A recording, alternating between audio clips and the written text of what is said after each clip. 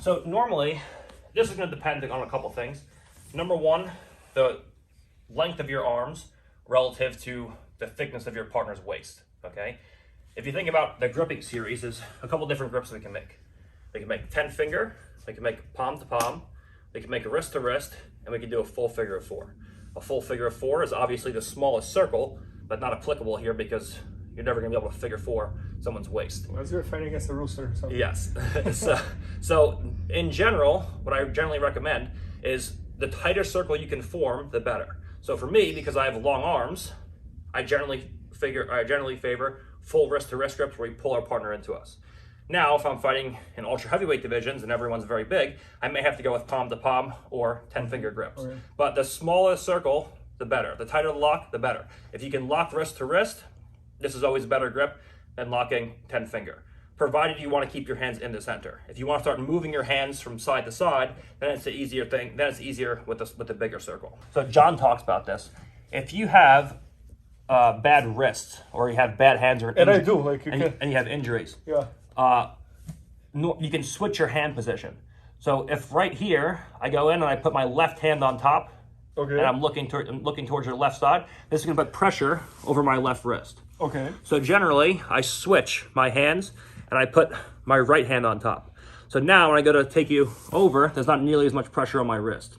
So you put the not injured wrist on bottom? Yes, yeah. If you feel it's very difficult and you feel like that's just not working, then I generally recommend tight waist passing, where now there's no pressure on your wrist and you have a deep tight waist instead, and you use unlocked hands and you use an elbow inside.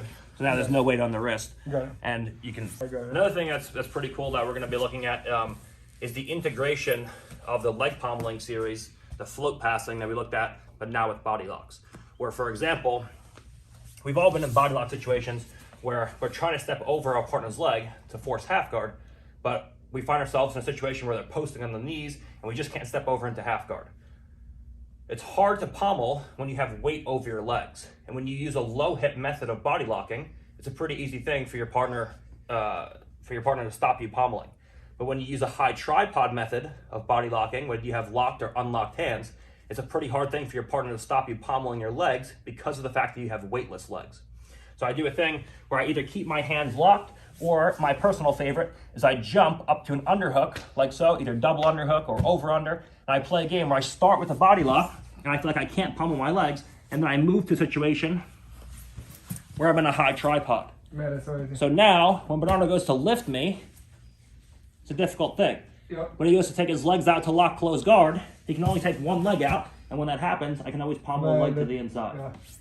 And now from here, if he keeps two butterfly hooks in, now I have a free hand, the post, and I can start knee sliding.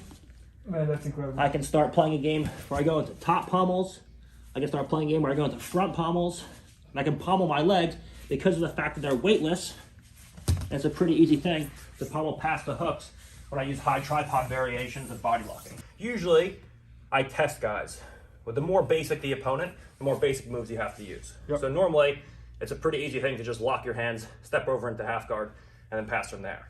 If I feel like I can't step over the leg, then I have to start either shelving a leg, or I have to start splitting the legs, double splitting the legs.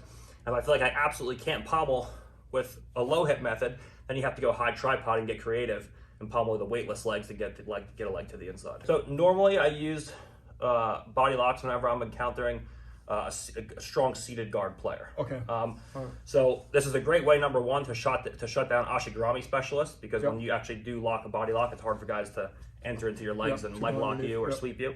And when a strong seated guard player is approaching me, that always gives me time to start hand fighting, create disconnection of the elbow from the body, and then dive into body locks. And then what eventually this does is it puts guys on their back. They say, okay, I'm not going to stay seated anymore because the body lock danger is so prevalent that they go down to a supine guard on their back, and that gives you the ability to put outside flanking pressure with toriandos and other high stepping series. And then you put so much pressure on guys supine that they say, I don't want to stay supine anymore, and as they go to sit up, you dive into a body lock.